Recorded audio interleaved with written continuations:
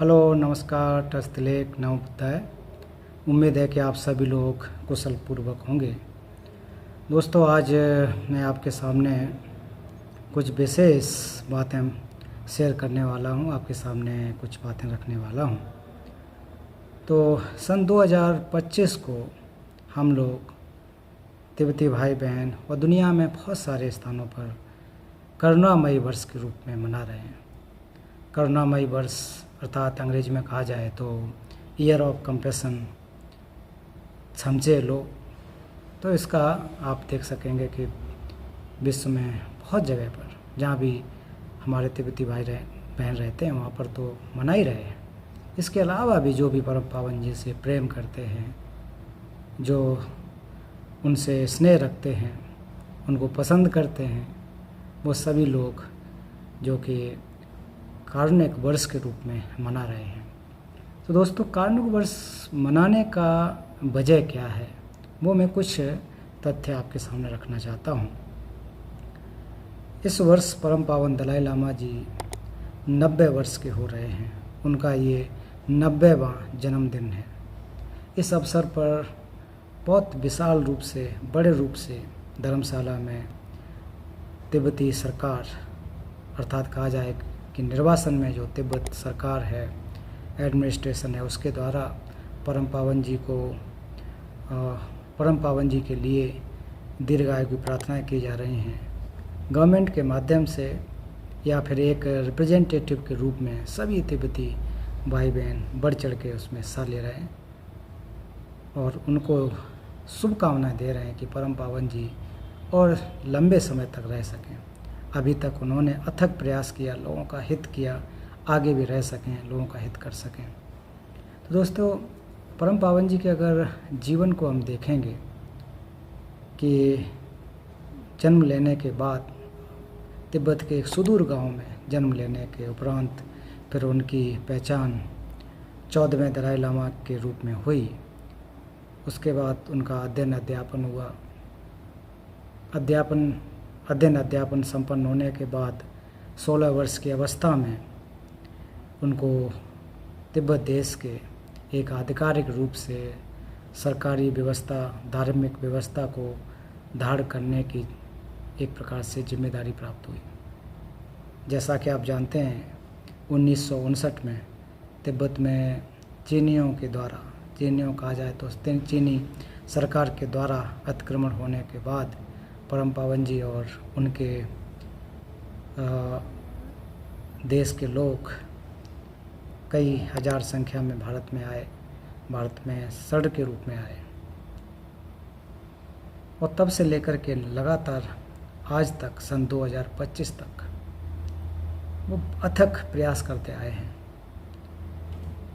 और केवल करुणा क्या, उन्होंने कहा जाए कि बहुत ज़्यादा अभ्यास किया। परम पावन जी हमेशा कहते हैं कि अगर आप सुख चाहते हो तो आपको करुणा का अभ्यास करना चाहिए। अगर आप दूसरे को सुखी देखना चाहते हैं तब भी आपको करुणा का अभ्यास करना चाहिए। और मेरा जो धर्म है वो बहुत आसान है, वो है करुणा। तो इस उनके कोट से, उनके इस विचारधारा से हम लोग समझ सकते हैं कि उनका पूरा जीवन किस प्रकार से करुणा के अभ्यास करते कंपैशन का अभ्यास करते कैसे गुजरा है। तो ये कंपैशन या करुणा का अभ्यास सिर्फ और सिर्फ तिब्बती भाई बहनों के लिए रहा हो, ऐसा नहीं है। उसको हम लोग एक बड़े रूप में अगर देखेंगे तो विश्व के हर एक लोग के लिए, जो भी मानव जगत है उनके लिए, और थोड़ा हम गहराई में देखेंगे तो वो सभी जीवधारियों के हित के लिए सोचते हैं कि लगातार जहाँ भी उन्होंने देखा कि कहीं भुखमरी है, कहीं बाढ़ की स्थिति है, कहीं शिक्षा ठीक से प्राप्त नहीं हो रही है जिन बच्चों को, उनके लिए उन्होंने बंदोबस्त किए हैं, उनको एक प्रकार से व्यवस्थाएं दी हैं। तो परम पावन जी कभी ये नहीं देखा कि इससे जो है कि केवल तिब्बतियों का लाभ हो रहा है या फिर किसका हो रहा है। सारे के सारे मानव जगत के हित के लिए उन्होंने प्रयास किया। उनके कार्यों को अगर हम देखें तो हम लोग हालांकि उनके कार्यों की या उनके मेहनत के बारे में व्याख्या नहीं कर सकते हैं कि इतना ज़्यादा गहरा है, जैसे कि समुद्र के रूप में। समुद्र में से अगर हम चाहें कि समुद्र की थाल ले लें, समुद्र की चीज़ों को हम लोग निकाल के ले आए, तो वो संभव नहीं होता है।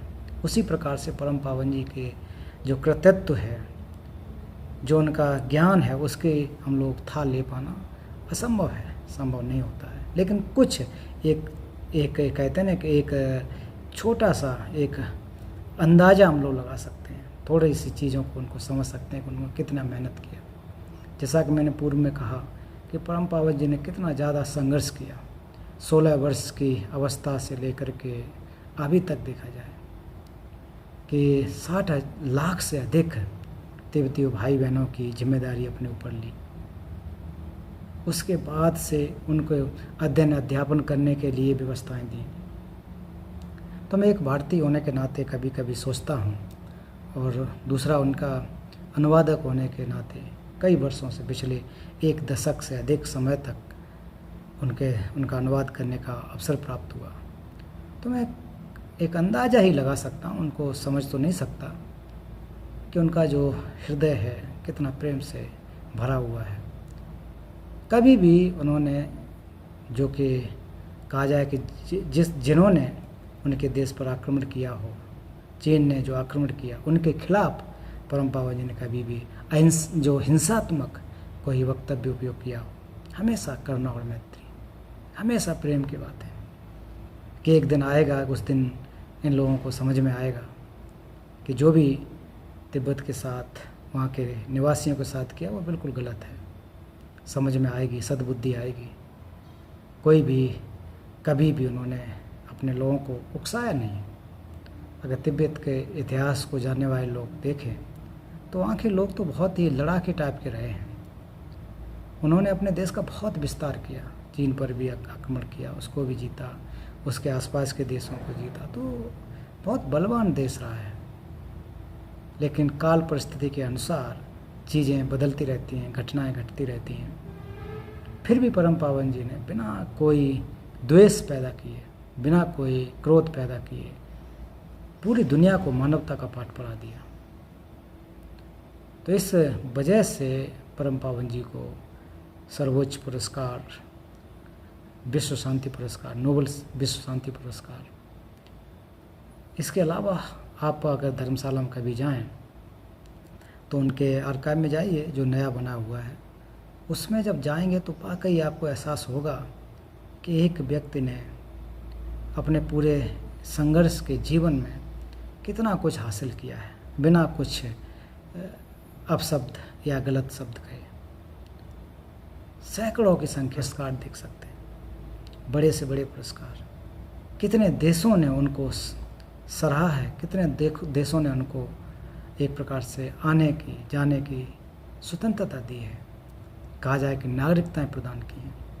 ज्ञान के क्षेत्र में देखें तो कितने ज़्यादा मानद उपाधि उनको प्राप्ति हैं, PhD जैसी डिग्रियां प्राप्त हैं। तो मैं जब देखा पहली बार जाकर के, तो बाकी कहते हैं ना कि कुछ निशब्द हो गया कि इन्होंने इतने संघर्ष के बावजूद क्या कुछ हासिल किया हुआ है। ये एक पहचान होती है कारुणिक व्यक्ति की। ऐसा तो नहीं है कि उन्होंने किसी को जुगाड़ तिगाड़ लगा करके ये सब हासिल किया, बिल्कुल नहीं। मेहनत करने का अर्थ अपने अभ्यास के माध्यम, अपने ज्ञान के माध्यम से, भाईचारे का संदेश दे करके। और मैं जब कभी देखता हूँ कि परम पावन जी और उनके लोग जब तिब्बत से भारत में आए, जब तिब्बत में सब कुछ नष्ट किया जा रहा था, खास करके जो प्राचीन भारतीय परंपरा है, भारतीय ज्ञान है, जो नालंदा से गया हुआ था, नालंदा में नष्ट कर दिया गया। उससे पहले सारा का सारा तिब्बती भाषा में अनुवाद करके तिब्बत में संरक्षित कर लिया गया। तब वहाँ जो विपत्ति आई, उस दौरान भी भारत में वो लेकर के आए ग्रंथ, उनके लोग आए, भारत सरकार ने शरण दी, जैसा कि हम सब जानते हैं, और उनको ऐसी जगह मुहैया कराई जहाँ की खाली जगह जैसी थी। कभी आप साउथ में आइए, साउथ इंडिया में हुबली में जाइए, उधर बेलाकोपी में जाइए, एक उदाहरण दे रहा हूँ, वहाँ पर इतने विशाल बुद्ध विहार कहने का मतलब कि शिक्षा के केंद्र बनाए कि एक एक विहार एक एक नालंदा विश्वविद्यालय के बराबर है।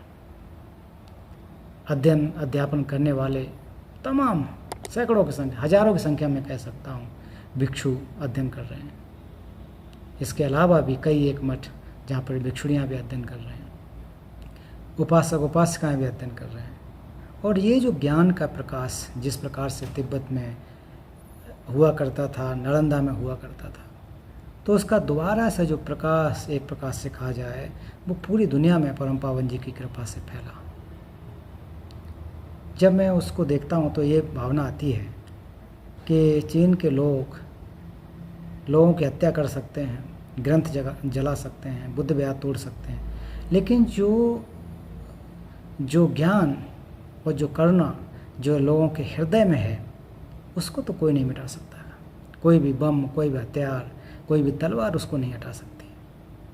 तो ऐसा कुछ संरक्षित करके देखा। कभी आप लोगों को अवसर मिले तो देखिए कि कितना बड़ा जो कि सहयोग है पूरे विश्व के लिए। परम पावन जी हमेशा कहते हैं कि हम लोगों ने, अर्थात विज्ञान ने, जिसको हम लोग कहते हैं कि विज्ञान ने बहुत कुछ किया, ऑफ कोर्स किया, हम लोगों को जो सुविधाएं बहुत कुछ हासिल हुई हैं, तो वो सुविधाएं सिर्फ और सिर्फ इस शरीर को ठीक करने के लिए, सुदृढ़ बनाने के लिए, हष्ट पुष्ट रखने के लिए ये सारी सुविधाएं दी हैं। बहुत कुछ भौतिक विकास हुआ है, लेकिन इसके माध्यम से हम चाहें कि मन की शांति प्राप्त कर लें, वो असंभव है। अगर ऐसा होता तो विश्व के सारे जो अमीर हैं वो सारे के सारे शांति खरीद लेते, आम आदमी को तो नहीं मिलता। तो इसलिए हमारी शिक्षा में प्राचीन जो ज्ञान है, जो प्राचीन भारतीय विद्या है, या फिर कहीं की भी जो विद्या है, उसको अगर हम लोग इंट्रोड्यूस करेंगे, उसको अगर लागू करेंगे, तो व्यक्ति बाहर से और आंतरिक रूप से भी मजबूत होगा। तो जो प्राचीन विद्या कहने का मतलब जो हमारे आंतरिक मूल्य है, करुणा, मैत्री, इसके साथ साथ अहिंसा, मन को शांत करने के लिए ध्यान साधना का अभ्यास इत्यादि, भाईचारा, ये सारे के सारे आंतरिक मूल्य हैं। ये कोई धर्म से, कोई पंथ से, किसी संप्रदाय से लेना देना नहीं है। इसका सेवन करने वाले, चाहे वो आस्तिक हों, नास्तिक हों, या जो भी हो, जैसे भी हो, छोटा हो, बड़ा हो, अमीर हो, गरीब हो, इससे सबको लाभ होता है। तो ऐसी चीज़ें अगर हमारे शिक्षा में अगर डालेंगे तो लोगों को बहुत कुछ लाभ हो सकता है। एक संपूर्ण व्यक्ति हम लोग बन सकते हैं। बाहरी रूप से तो बहुत कुछ व्यवस्था है, लेकिन मन अंदर से बहुत दुखी होता है। हम लोग स्ट्रेस में, तनाव में, गुस्से में, इसमें हमेशा रहते हैं। तो इसको ठीक करने के लिए हमारी जो अंदर की हाइजीन, अर्थात मेंटल हाइजीन, उसको भी बनाने की आवश्यकता है। फिजिकल हाइजीन के बारे में हम लोगों ने बहुत विकास किया, बहुत तरक्की की है, नो डाउट, लेकिन जो मेंटल हाइजीन, उसको अगर हम ठीक करेंगे तो शायद हमारे मन में शांति आएगी। अगर मन में शांति होगी तो परिवार में शांति होगी, परिवार में फिर हमारे मोहल्ले में, मोहल्ले से समाज, देश से पूरे विश्व में ऐसे संभव हो सकता है। और वो भी कैसे? करुणा को आधार बनाते हुए। करुणा को अगर आधार हम बनाएंगे तो फिर हम हिंसात्मक नहीं होंगे। करुणा का या कंपैशन का जो वेश है, आधार है, उसको अगर हम मजबूत कर लेंगे तो हम किसी की हत्या भी नहीं करेंगे, हिंसा नहीं करेंगे, लूटपाट नहीं करेंगे। तो इस प्रकार के जो मूल्य हैं जिनको हम लोग भूले हुए हैं, तो ऐसा नहीं है कि भगवान बुद्ध आने के बाद से ये मूल्य उत्पन्न हुए हैं, इनर वैल्यू, वो तो पहले से थे, सबके अंदर थे। उन्हीं चीज़ को हमको जागृत करना है। तो इसलिए एक उनके दिशा निर्देश अनुसार एमोरी यूनिवर्सिटी और बहुत सारे विश्व के विद्वानों ने, खास करके परम पावन जी ने एक नेतृत्व करके सी लर्निंग प्रोग्राम बनाया। सी लर्निंग मतलब सोशल इमोशनल एथिकल लर्निंग, कि हम लोग सामाजिक लोग हैं। सामाजिक लोग होने के बाद हम मनुष्य होने के नाते हमारे इमोशंस हैं, भावनाएं हैं। भावनाओं को ठीक करने के साथ साथ हमारे कुछ नियम कानून हैं। तो इस तरह की जो आंतरिक शिक्षाएं हैं उनको हमको सीखने की ज़रूरत है। इसके अलावा परम पावन जी की अनगिनत किताबें हैं, और जो उनमें से कुछ एक विशेष, जैसे कि आप बियॉन्ड रिलीजन, धर्म से परे कह सकते हैं जिसको सामान्य अर्थ में, नई शताब्दी के लिए, सहस्राब्दी के लिए नीति शास्त्र, उसको आप पढ़ें। और जो कि सेकुलर एथिक्स जो है उस पर परम पावन ने इतना अच्छा कुछ बताया, शिक्षा के बारे में बहुत कुछ बताया। तो इन चीज़ों को, इन पुस्तकों को अगर हम पढ़ेंगे तो उससे बहुत कुछ हासिल हो सकता है। ये कोई धर्म विशेष परंपरा की बात नहीं है। तो इसलिए बहुत सारे कार्ड हैं, हालांकि सारे के सारे इस वीडियो के माध्यम से आपके सामने प्रस्तुत कर पाना असंभव है, लेकिन कुल मिलाकर के हमको ये महसूस करना चाहिए कि परम पावन जी का जो योगदान है विश्व के लिए, केवल कुछ लोगों के नहीं, विश्व के लिए, उसको विश्व की मानव जाति कभी भूल नहीं सकती है। इसके अलावा आप अभी हाल ही में देखें कि बोधगया में इतना विशाल सेंटर बनाया जा रहा है। वो सेंटर इसलिए भी बन रहा है कि किस प्रकार से हम अपने जो है चित्त का शोधन कर सकें। माइंड ट्रेनिंग जो हम लोग आजकल चला हुआ है बात, माइंड ट्रेनिंग, कि माइंड को कैसे ट्रेन करके हम अच्छे रास्ते पर आ सकें। ऐसा नहीं है कि केवल बुद्धिस्ट लोग ही उसमें जा सकें, संपूर्ण लोग जा सकें। तो परम पावन जी शारीरिक रूप से भले ही न हों 14वें दलाई लामा जी, लेकिन उनके द्वारा जो करुणा को आधार बनाकर के कार्य किए गए हैं वो चिरस्थायी हैं, युगों तक रहने वाले हैं, असंख्य लोगों का लाभ होने वाला है। तो इसलिए इस वर्ष को हम लोग करुणा वर्ष के रूप में शमशेर जो मैं लोगो भी लगाया हुआ हूँ, तो केवल लोगो और ये सब चीज़ें अच्छी बात है, केवल यहीं तक लगाने तक सीमित न रहे, अभ्यास में भी हम लोग सब लेकर के आएँ तो निश्चित रूप से ये उनके लिए सबसे बड़ा दीर्घायु प्रार्थना होगी। हम सभी लोग जो भी उनको प्यार करते हैं, जो भी उनसे जो कि स्नेह रखते हैं, प्रेम रखते हैं, हम सबका फर्ज है कि उन्होंने अभी तक जो हम लोगों को दिया है तो कम से कम हम अपनी प्रार्थनाओं के माध्यम से, हालांकि उनको हम लोग क्या दे सकते हैं, प्रार्थनाएं कर सकते हैं। प्रार्थना के अलावा जो उनके कार्य हैं उसमें हम लोग हाथ बटा सकते हैं।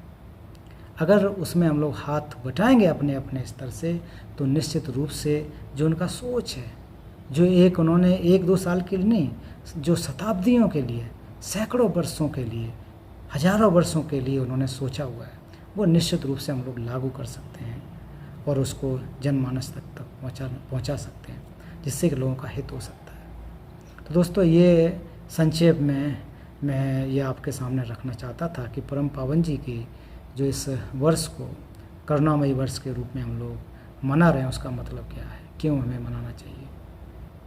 तो उनके लिए सबसे बड़ा गिफ्ट यही है कि हम लोग उनके दिशा निर्देश अनुसार, जो दिशा निर्देश अनुसार शायद न कह के, कि जो उन्होंने बताया है, जो अच्छी बातें बताई हैं, उसको हम धारण करें, अपने जीवन को शुद्ध करें और लोगों को भी जो कि बाँटें।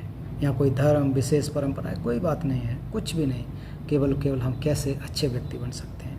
परम पावन जी जैसे तो न बन पाए, लेकिन कम से कम उनका एक अंश जैसा हम लोग बन सकें। तो इसी के साथ साथ मैं उनके जन्मदिन के लिए बहुत बहुत शुभकामनाएं देता हूँ तहे दिल से, और एक भारतीय होने के नाते भी। और निश्चित रूप से कि परम पावन जी से जो भी आज मैंने सीखा, जो भी कुछ सीखने को प्राप्त जो मिला है, वो निश्चित ही मेरे लिए एक सौभाग्य का अवसर है कि ऐसे संस्थान, बड़े बड़े संस्थान जो कि भारत में स्थापित किए हैं, जहाँ पर एक अवसर प्राप्त हुआ है। बहुत सारे लोगों को अवसर मिल सकता है, मुझे मिला, आप लोगों को ही मिल सकता है। तो उनको हम लोगों को अनुमोदन करना है, उनके इन कार्यों को, कि जब भारत में आए तो एक प्रकार से खुली आसमान के नीचे, लेकिन आज अगर देखेंगे तो कितने बड़े लर्निंग सेंटर, जहाँ धर्म से लेकर के विज्ञान तक के अध्ययन किया जाता है। भिक्षु लोग विज्ञान अध्ययन कर रहे हैं, इतने अच्छे कुछ सीख रहे हैं, बहुत कुछ सीख रहे हैं। तो उसमें आप लोग भी मौका लगाइए, सीखिए, तभी जाकर के कुछ हम लोग अच्छा कर सकते हैं, विश्व के लिए कुछ कंट्रीब्यूशन कर सकते हैं। और परम पावन जी, हमारी तो यही प्रार्थना है कि सैकड़ों वर्षों तक रहें और हम सभी लोगों के जो दुख हैं, जो परेशानियां हैं, उनको दूर करें, ऐसी मैं प्रार्थना करता हूँ।